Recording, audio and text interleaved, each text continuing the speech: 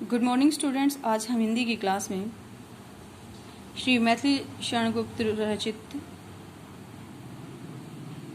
माँ कह एक कहानी नामक कविता पढ़ेंगे। प्रस्तुत कविता का प्रसंग सिद्धार्थ गौतम बुद्ध के जीवन से लिया गया है।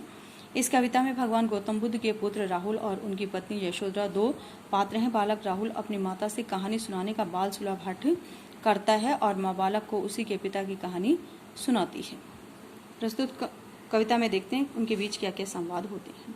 माँ कह एक कहानी, बेटा समझ लिया क्या तूने, मुझको अपनी नानी कहती है मुझसे यह चेटी, तू मेरी नानी की बेटी।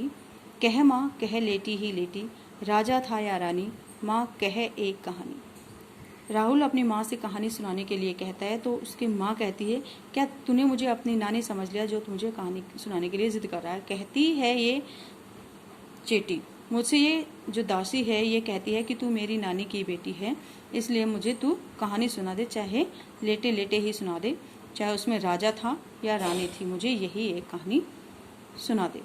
सुन उपवन में बड़े सवेरे, तात भ्रमण करते थे तेरे, जहाँ सुरभि मनमानी, जहाँ सुरभि मनमानी, हाँ माँ यही कहानी। तो माँ यशोधरा राहुल से कहती है तो सुनो कहानी। सुन उपवन में बड़े सवेरे, यानी बगीचे में बहुत सवेरे जल्दी उठकर तुम्हारे पिताजी भ्रमण करने के लिए जाया करते थे, जहाँ चारों तरफ फूलों की खुशबू फैली रहती थी।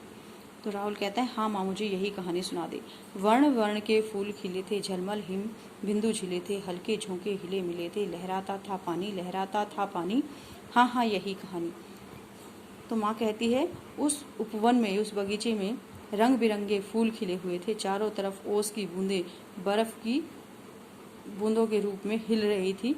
वह हवा के हल्के झोंकों से वो पत्तों पर लहराते हुए पानी की तरह से दिखाई देती थी। लहराता था पानी, उनका पानी हवा के पत्तों पर हवा के झोंकों से लहराता था। हाँ माँ मुझे यही कहानी सुना दे। गाते थे खग कलकल स्वर से, सहसा एक हंस ऊपर से, गिरा बिद्ध होकर खगसर से, हुई पक्ष की हानि।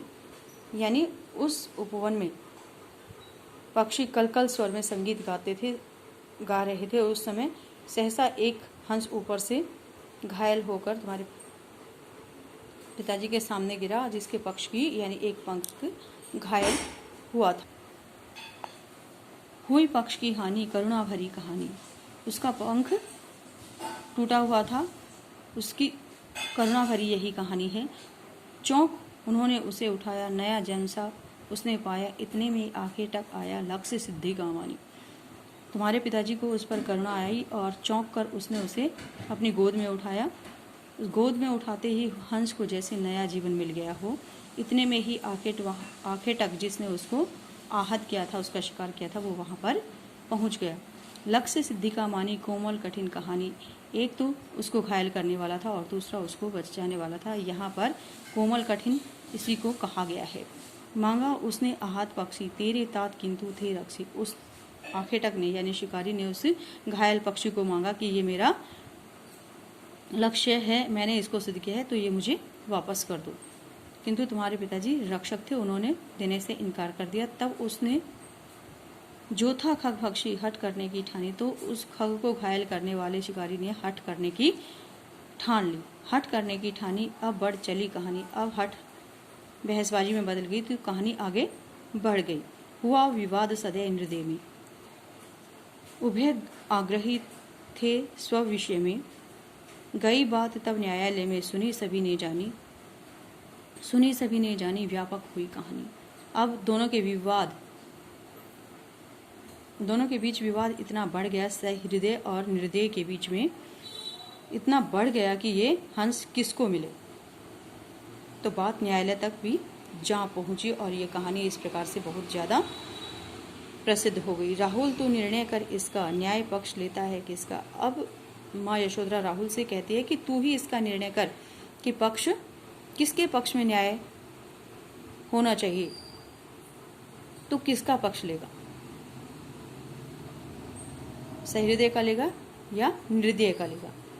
तो राहुल कहता है माँ मेरी क्या बानी, मेरे कहने का क्या मतलब होता है, मैं क्या कह सकता हूँ, मैं सुन रहा कहानी, मैं तो एक कहानी सुन रहा हूँ। कोई निरपराध को मारे तो क्यों न अन्य उसे उभारे। कोई निरपराध को मार रहा है तो दूसरा कोई उसको क्यों न बचाए। रक्षक पर भक्षक को वारे, न्याय दया का दानी। जिसको न्याय करना आता है वो रक्षक पर भक्षक को ही न्याय नहीं देगा, वो रक्षक को न्याय देगा भक्षक के बदले।